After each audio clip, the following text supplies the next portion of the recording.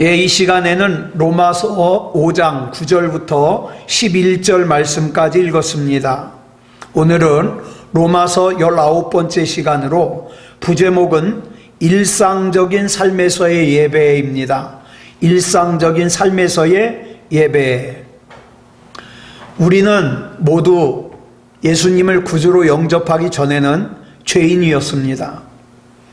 그런데 이 죄인이라는 단어를 워낙 자주 사용하다 보니까 이 죄인이라는 단어가 그다지 충격적이질 않아요. 이제 무감각해요. 근데 이것이 2000년 전에 바울이 살던 때도 비슷했던 것 같습니다. 그래서 바울은 본문 10절에서 죄인이라는 단어 대신에 이런 말을 사용해요. 곧 우리가 원수 되었을 때에, 이렇게 표현하고 있습니다. 하나님 앞에서 우리가 죄인 정도가 아니라 하나님의 원수가 되었다는 거예요. 여기 나오는 원수라는 단어는 굉장히 부정적인 단어죠. 이 원수라는 단어를 국어사전에서 찾아보니까 원한이 맺힐 정도로 자기에게 해를 끼친 사람이나 집단, 이렇게 나와요. 그래서 이 원수라는 단어가 부정적인 이유가 두 가지가 있습니다. 첫째, 이 원수는 원한이 맺힌 관계이기 때문에 용서할 수가 없는 대상이에요. 이 원수지간 사이는요, 원한이 있기 때문에 서로에게 복수를 해야 돼요. 그래서 자식이 부모의 복수를 하고 또 그 자식의 자식이 또다시 부모의 원수를 갚아야 되는 그런 관계예요. 그런데 보통 이 원수지간은요, 쌍방간에 서로 비슷한 힘과 비슷한 위치에 있을 때 가능해요. 한쪽이 월등하거나 우월하다면은 이 원수지간이라는 말을 쓸 수가 없어요. 예를 들어서 임금과 신하가 있다 그럴 때 임금과 신하는 원수지간이 성립하지 못하잖아요. 왜냐하면 임금과 신하 사이는 임금이 신하에게 일방적으로 벌을 주기만 할 수 있는 관계이기 때문에 그래요. 그렇다면 하나님과 나 사이는 원수지간이 될 수 있습니까? 만약 하나님께서 나를 원수로 여기신다면 우리는 하나님 앞에 일방적으로 벌 받을 수밖에 없어요. 원수지간이 될 수가 없어요. 그런데 이런 우리에게 하나님께서 어떻게 하셨습니까? 독생자 예수 그리스도를 내 죄를 대신해서 내주시고 영원토록 나를 하나님의 자녀 삼아 주셨어요. 자, 하나님의 원수가 어떻게 하나님의 자녀가 되는 관계로 바뀔 수 있는가? 이유는 단 하나예요. 하나님께서 나를 창조하실 때부터 사랑하셨기 때문에. 그런데 그 사랑을 깨닫지를 못하고 조금만 내 상황이 바뀌어도 하나님을 배반하고 등을 져요. 하나님을 무시해요. 그런데 그런 우리를 위해서 하나님께서는 독생자 예수 그리스도를 제물로 삼아서 우리와의 관계를 회복시키는 거죠. 정말 믿기 힘든 복음이고 믿기 힘든 사랑이에요. 그렇다면 우리가 하나님의 자녀가 되었다는 사실을 믿는다면 그 다음엔 어떻게 해야 될까요? 본문 11절에 나와요. 같이 읽겠습니다. 시작. 그뿐 아니라 이제 우리로 화목하게 하신 우리 주 예수 그리스도로 말미암아 하나님 안에서 또한 즐거워하느니라. 주님께서 우리를 사랑하시는 것을 주님의 몸을 제물로, 화목 제물로 내주셔서 하나님과 나 사이가 화목한 관계가 되게, 회복되게 하는 걸로 나타났습니다. 그리고 우리는 그 하나님의 사랑으로 말미암아 회복된 하나님과의 화목한 관계 속에서 즐거워하는 것으로 하나님을 향한 우리의 사랑을 나타내야 돼요. 내가 하나님이 믿어지는 게 너무 감사합니다. 내가 하나님을 예배할 수 있는 게 너무 감사합니다. 내가 하나님 앞에 기도할 수 있는 거 너무 감사합니다. 네. 기뻐하는 거죠. 이걸 좀 더 구체적으로 설명하면 로마서 5장 1절부터 4절까지 보면 하나님 안에서 살아가는 삶을 네 가지로 설명을 하고 있습니다. 첫째로는 화평을 누리는 삶이라고 하고 있어요. 그 다음에 둘째로는 은혜를 누리는 삶이라고 하고 있어요. 셋째로는 하나님의 영광을 드러내는 삶이라고 하고 있어요. 넷째로는 환난 중에서 소망을 완성하는 삶이라고 설명하고 있어요. 그렇다면 시한부 종말론을 주장하는 이단들의 가장 큰 문제가 뭐예요? 지금 현재의 삶을 무시하는 거예요. 마태복음 24장 40절부터 41절까지 보겠습니다. 시작. 그때에 두 사람이 밭에 있음에 한 사람은 데려가고 한 사람은 버려둠을 당할 것이요, 두 여자가 맷돌질을 하고 있음에 한 사람은 데려가고 한 사람은 버려둠을 당할 것이니라. 잘 보세요. 이 말씀은요, 예수님께서 이 땅에 재림하실 때의 상황을 우리에게 알려주시는 말씀이에요. 자, 예수님께서 이 땅에 재림하실 때 우리를 불러주시는데 그날 우리가 어디서 부름을 받아요? 밭에서 일을 하고 있는 삶의 현장에서 부름을 받아요. 예? 맷돌질을 하고 있는 삶의 현장에서 부름을 받아요. 어디 딴 데 가서 자기들끼리 모여가지고 부름 받는 게 아니에요. 내 삶의 현장에서, 밭이라고 하는 내 삶의 현장에서, 맷돌질을 하고 있는 내 삶의 현장에서 부르심을 받는다 이 말이에요. 그러므로 주님께서 오시는 그날까지 주님을 믿는 사람들은 나에게 주어진 구체적인 삶의 현장을 떠나면 안 돼요. 그 현장을 지키면서 최선을 다해서 살아야 돼요. 삶의 현장을 떠나서 따로 모여가지고 사는 것은 성경적인 삶이 아니에요. 그 다음에 신천지 같은 이단들 가족과 같이 못 만나게 하잖아요. 가족과의 관계를 단절시키는 것도 성경적인 삶이 아니에요. 학교 다니던 애들을 갖다가 학교를 그만두게 하고 또 다니던 직장도 그만두게 하고, 이 성경적이지 않아요. 우리의 믿음이 진짜 믿음인지 가짜 믿음인지는 우리의 일상적인 삶에서 드러납니다. 일상적인 삶에서. 우리가 예배당에 앉아있을 때는 다 믿음 좋아 보이잖아요. 그런데 내 믿음이 진짜 믿음인지 가짜 믿음인지는 언제부터 증명이 되냐? 예배당을 나서면서부터 증명이 돼요. 내가 정말 하나님의 평화를 얻은 사람이라면 그 평화가 내 삶 속에서 구체적으로 드러나야 돼요. 왜? 그게 일상적인 삶이니까. 일상적인 삶에서 평화가 드러나지 않는데도 나는 평화를 얻었어, 나는 평안해, 그거는 믿음이 아니라 자기 최면이죠. 내가 정말 하나님의 은혜를 믿는 사람이라면 그 하나님의 은혜가 내 일거수일투족을 통해서 일상적인 삶에서 드러나야 돼요. 하나님을 믿으니 또 나를 믿으라 이렇게 말씀하셨으니까, 예, 제가 하나님을 믿습니다. 하나님의 아들 예수님을 믿습니다.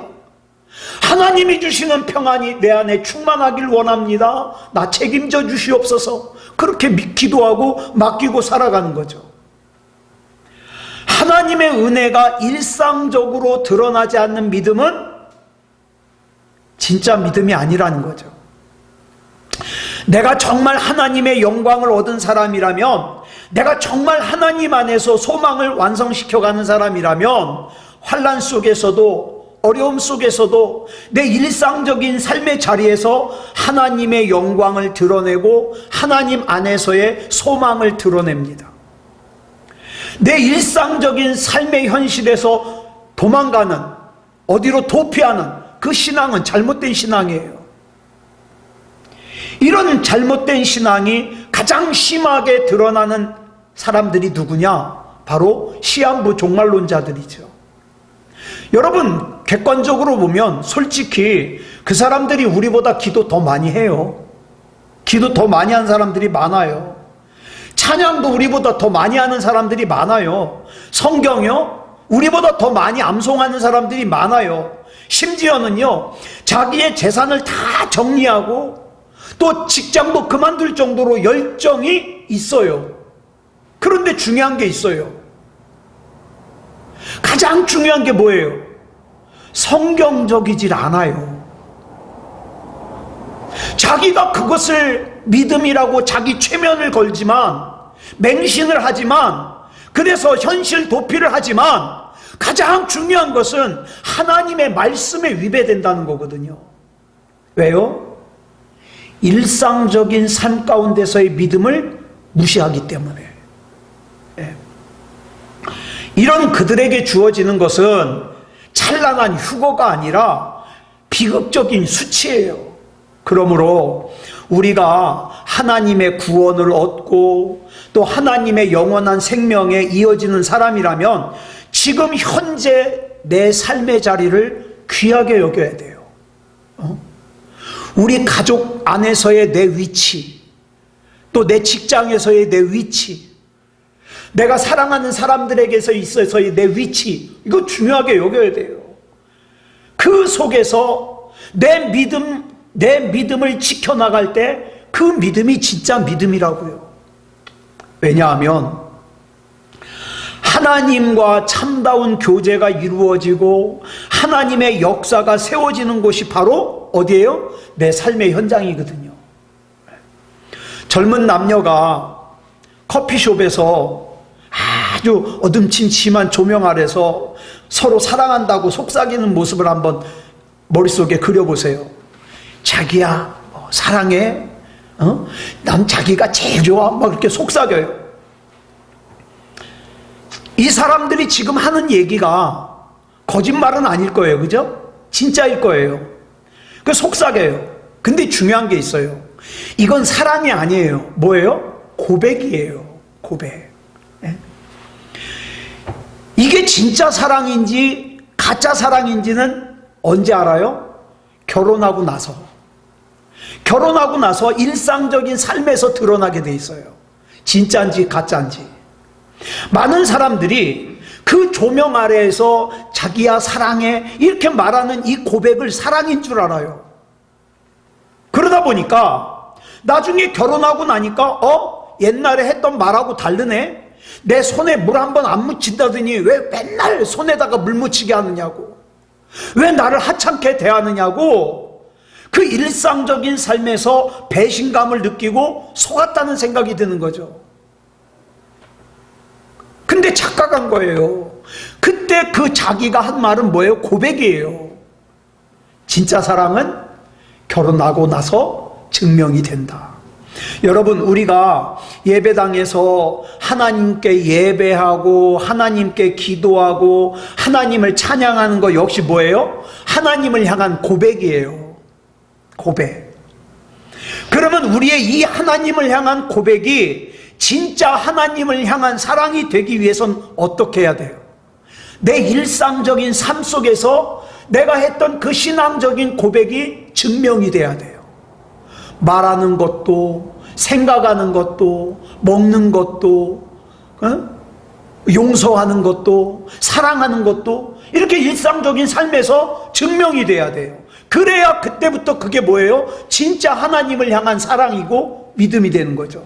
따라서 우리의 일상적인 삶이야말로 진짜 중요한 예배라고 할 수 있어요. 그 일상적인 삶보다 더 아름다운 찬양, 일상적인 삶보다 더 진실한 기도는 없죠. 그러니까 우리가 집에서 또 살림하면서 하는 기도, 살림하면서 하는 찬양, 그 다음에 어떻게 해요? 우리 자녀를 위해 가지고 가슴 깊이 하는 기도, 그 다음에 내 사랑하는 사람들이 구원받기를 위하는 기도, 하나님 구원받을 수 있는 믿음이게 해주시옵소서, 하나님을 만나게 해주시옵소서. 교회가 아니라 내 일상적인 삶에서 이렇게 기도하는 것이 뭐라고요? 진짜 기도라고요. 진짜 믿음이라고요. 정리해 보겠습니다.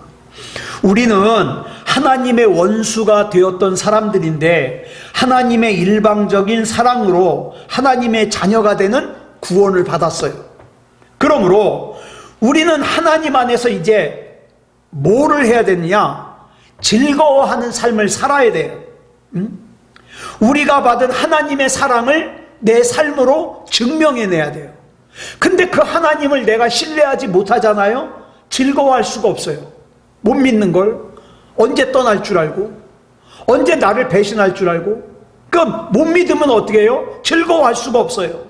그러니까 여기서 말하는 즐거워하는 삶을 산다는 것은 우리의 일상적인 삶에서 하나님의 평화를 누리고 하나님의 은혜를 누리고 하나님의 영광을 드러내고 하나님을 향한 소망을 완성해내는 거예요.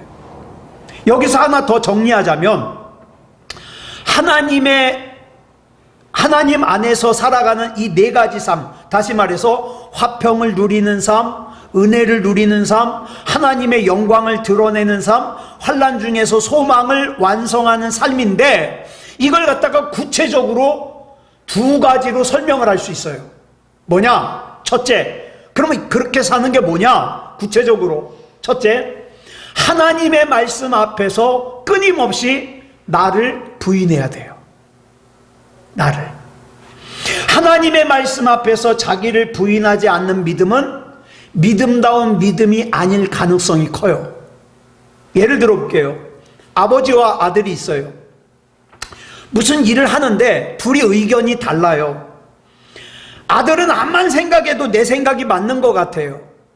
그런데 아버지의 의견을 존중해야만 집안이 든든하게 선다는 생각에 어떻게 해요?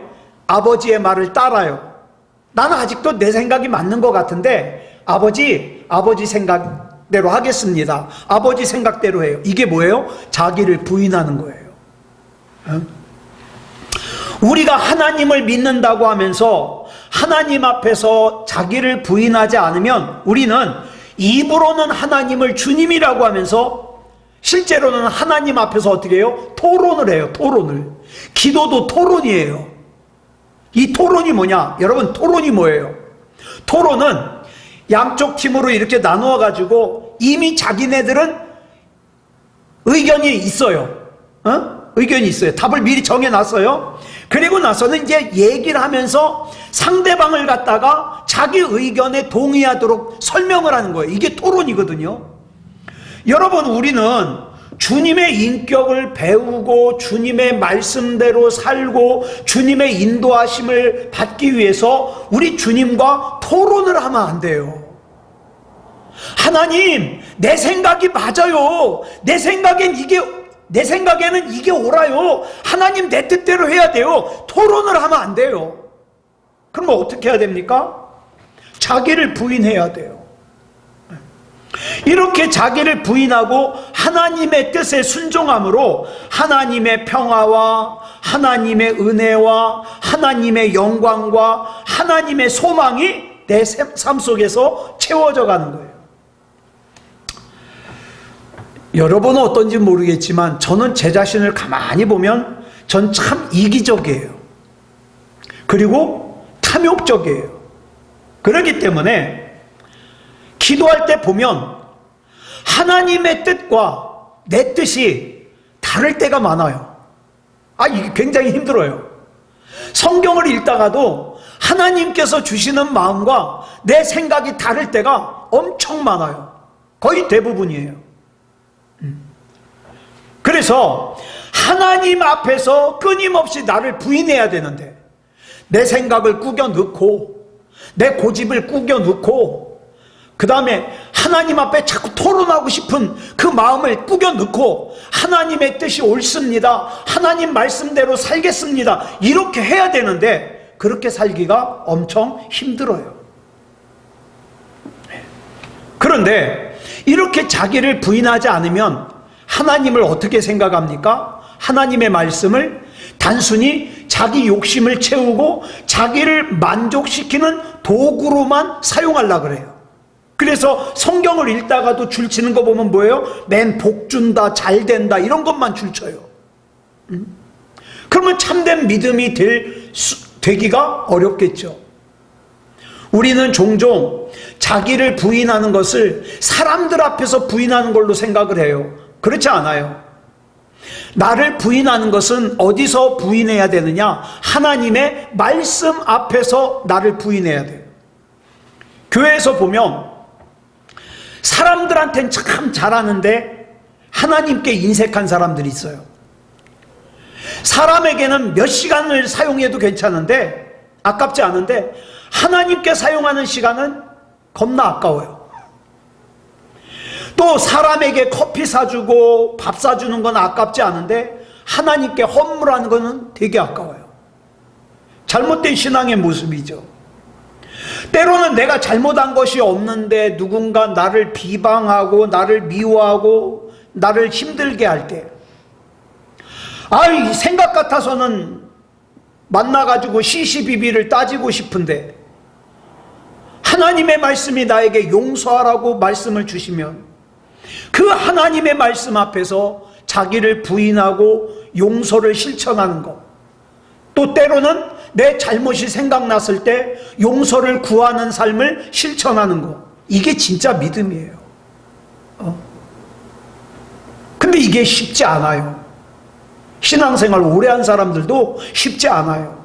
그래서 고린도전서 15장 31절에서 사도 바울 선생님이 뭐라고 고백합니까? 나는 날마다 죽노라. 날마다 죽어요. 날마다. 바울이 위대한 사도가 될 수 있었던 이유는 날마다 죽었기 때문에, 내 자존심도 날마다 죽고, 내 고집도 날마다 죽고, 내 생각도 날마다 죽고, 내 욕심도 날마다 죽고, 날마다 죽으니까 하나님의 말씀 앞에서 자기를 부인하는 거예요. 하나님이 옳습니다. 나는 하나님 앞에서 나는 죽습니다. 그래, 하나님 앞에서 나는 죽으니까 뭐만 살아있어요? 하나님의 말씀만 살아있죠. 예를 들어서 어떤 아이가 이제 결혼할 때가 돼가지고 나는 우리 부모님이 정해주는 사람하고 결혼할 거야 그러잖아요. 무슨 뜻이에요? 나는 우리 부모님을 믿는다는 뜻이에요. 우리 부모님이 나에게 좋은 것 주시는 부모님이라는 걸 믿는다는 거죠. 그런데 나는 부모님이 정해주는 사람보단 내가 좋아하는 사람하고 결혼할 거야. 이건 뭡니까? 부모에 대한 불신이죠. 부모에 대한 불신. 근데 애가 크니까 참 부모를 안 믿어요. 우리 집에도 그래. 부모를 안 믿어요. 자, 하나님의 말씀이 내 생각보다 옳다는 믿음이 있다면, 하나님의 말씀이 내 생각과 다를 때 어떻습니까?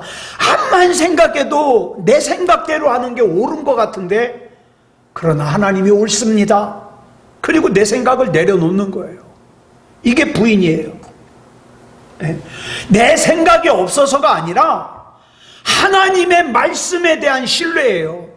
그래도 하나님의 말씀이 옳을 거야. 믿는 거죠. 성경을 읽다 보면 참 부담스러워가지고 성경에서 빼고 싶은 말씀들이 있어요. 저는요, 성경을 읽을 때 꼭 욥기를 읽을 때요, 이상해요.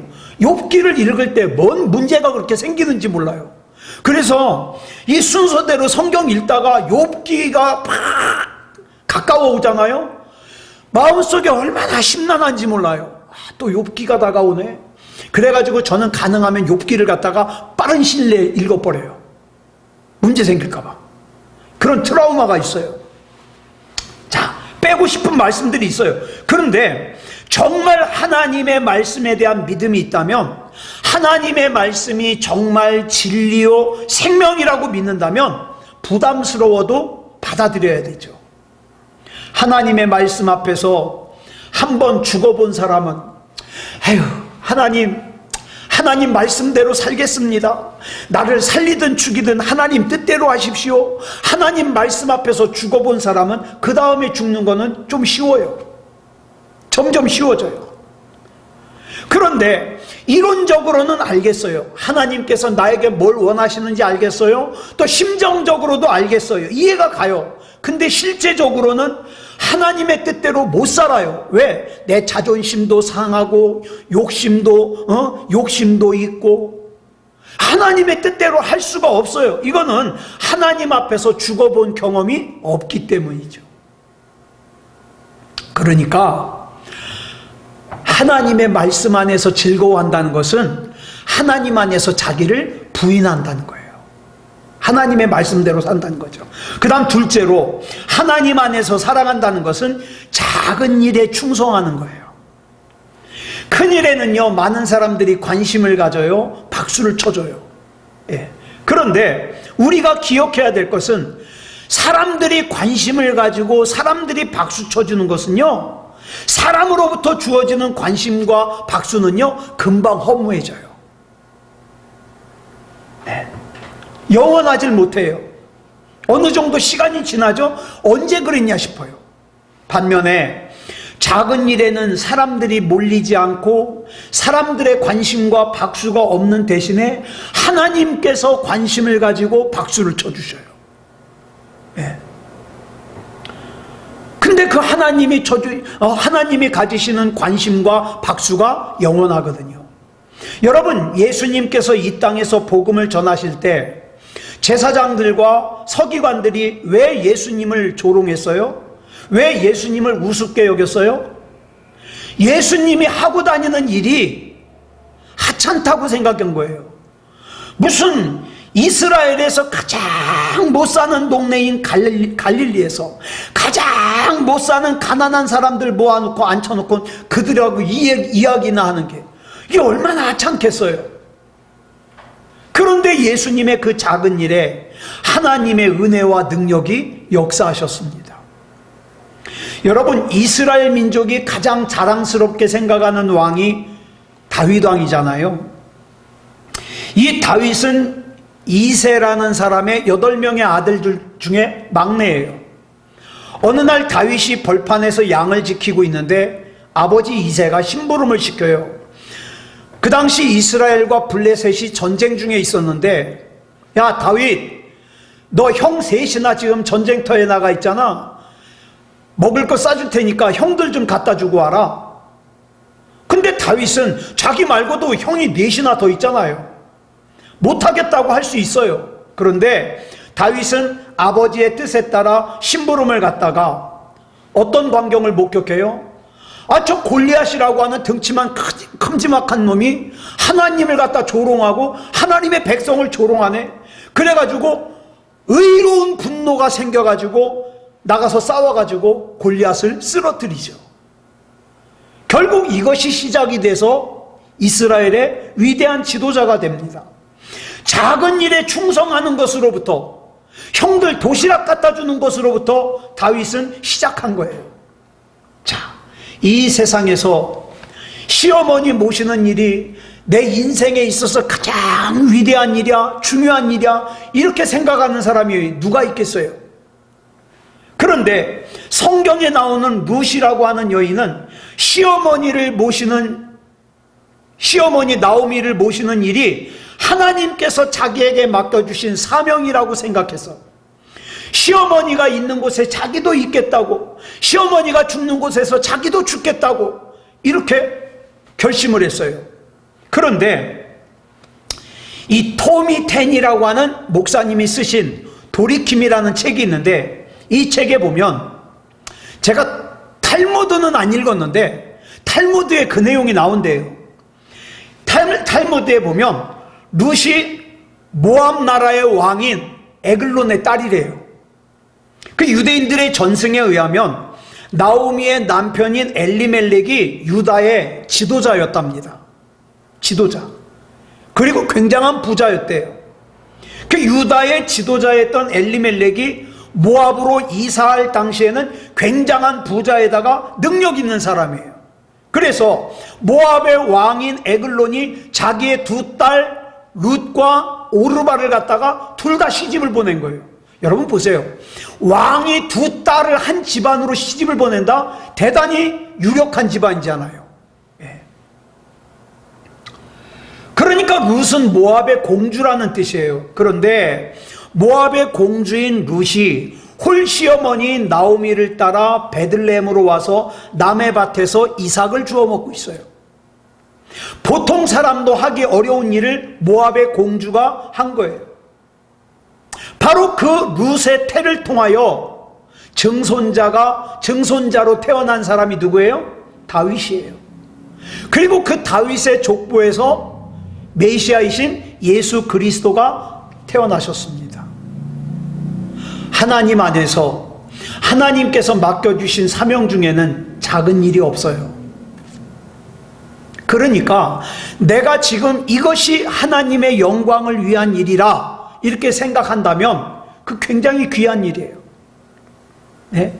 저와 여러분의 자녀를 갖다가 믿음으로 양육하는 거 굉장히 귀한 일이에요. 식구들을 갖다 건강하게 음식을 만들어 먹이는 거 굉장히 귀한 일이에요. 그 다음에 교회 안에서 어려운 사람 돌아보면서 어떻게 해요?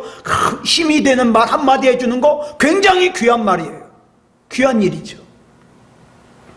그 귀한 일의 태를 통해서 하나님께서 다윗도 주시고 예수 그리스도도 주셨더라 이 말이에요. 이렇게 이상 살펴본 것을 요약을 하면 하나님의 평화와 하나님의 은혜와 하나님의 영광과 하나님의 소망을 입은 사람은 특징이 뭐예요? 날마다 하나님의 말씀 앞에서 자기를 부인하고 자기의 작은 일에 충성된 삶을 살아간다 이 말이에요.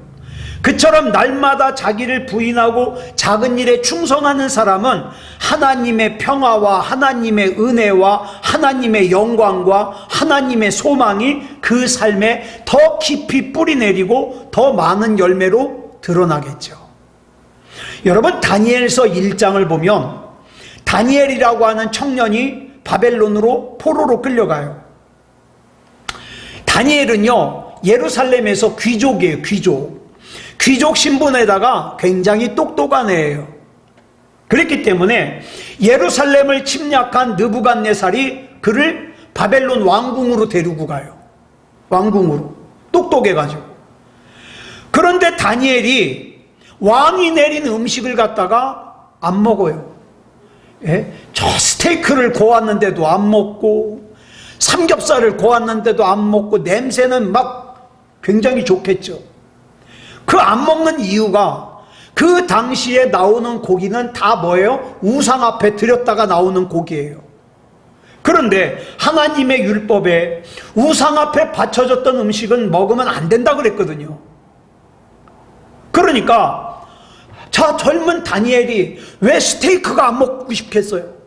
삼겹살을 왜 안 먹고 싶겠어요? 그렇지만 하나님 앞에서 내 욕망을 부인하고 우상을 섬기지 않겠다는 거예요. 난 우상 앞에 드려졌던 음식은 먹지 않겠다는 거예요. 그런데 황관장이 감독관에게 이 아이들을 맡기면서 이 아이들이 얼굴색이 안 좋아지면 벌 받을 줄 알아라고 엄명을 하고 갔어요. 그러니까 이 다니엘의 얼굴이 초췌해지면은 누가 혼나요? 감독관이 혼나요. 아니, 혼나는 정도가 아니라 벌 받아요.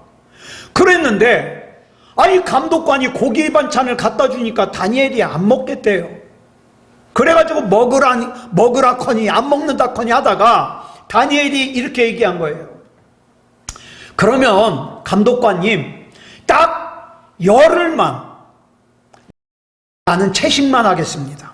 그리고 열흘이 지난 다음에 저 스테이크랑 삼겹살 먹은 사람들하고 제 얼굴을 비교해 봐가지고 제가 초췌해졌으면 그때는 제가 먹겠습니다. 그렇게 약속을 하죠.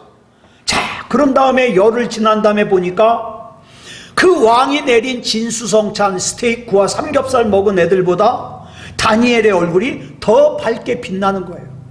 그 다음부터는 감독관이 타치를 안 하죠. 그래, 네가 하고 싶은 대로 해라. 자, 그러니 이런 다니엘을 하나님께서 어떻게 안 쓰시겠어요? 다니엘이 무려 바벨론으로 포로로 끌려가서 몇 년 동안 정치를 했냐? 75년 동안 했어요. 75년 동안.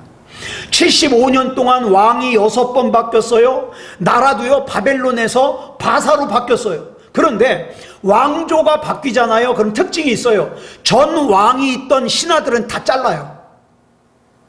그리고 자기를 지지하는 신하들로 채워요.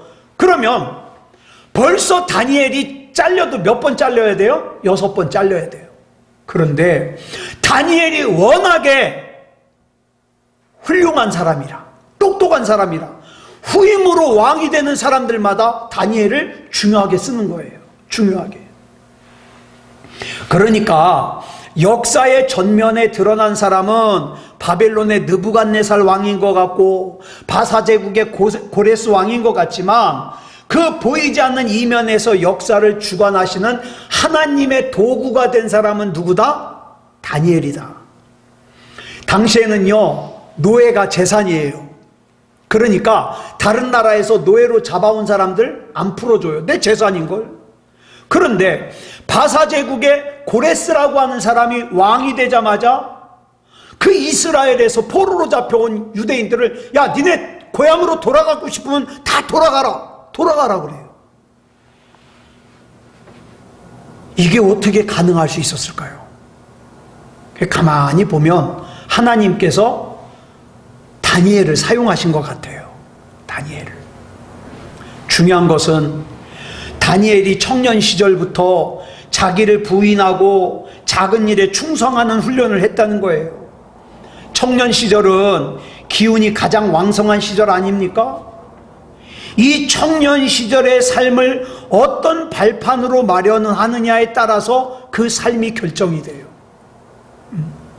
제가 예전에 제 은사 교수님에게 이런 얘기를 들은 적이 있어요. 사람은 지금 내 삶은 나의 10년 뒤를 만든대요.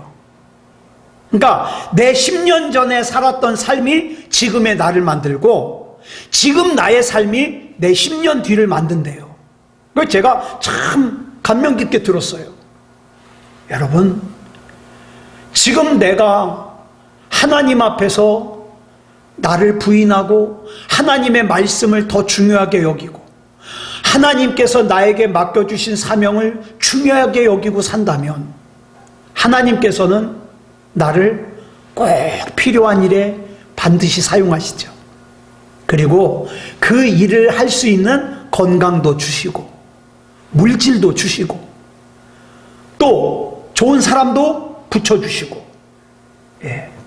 그렇게 삶의 방향도 결정이 되고 삶의 질도 결정이 되는 거예요.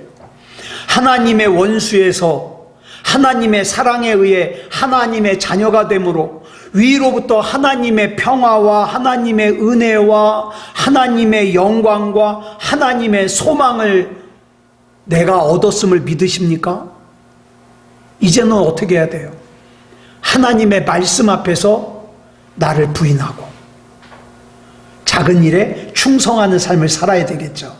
그때 하나님께서는 나를 통해서 하나님의 귀하신 역사를 이루실 겁니다.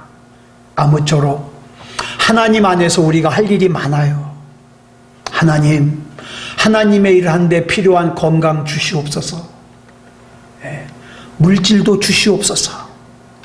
하나님의 일에 전념할 수 있도록 마음의 평안도 주시옵소서. 나는 하나님 겁니다. 하나님께서 책임져 주시옵소서. 이렇게 하나님께 맡기고 사는 저와 여러분이기를 그리스도 예수님의 이름으로 축복합니다. 기도하겠습니다. 사랑의 아버지 하나님, 감사합니다. 이 시간에 우리가 하나님 앞에서 일상적인 삶에서 내 믿음이 드러나고 내 예배가 드러나고 내 기도가 드러나고 내 찬양이 드러남을 살폈습니다. 하나님께서 책임져 주시고 인도해 주시고 역사해 주시옵소서. 정말 하나님 말씀대로 살고 싶습니다. 하나님의 인도하심대로 살고 싶습니다.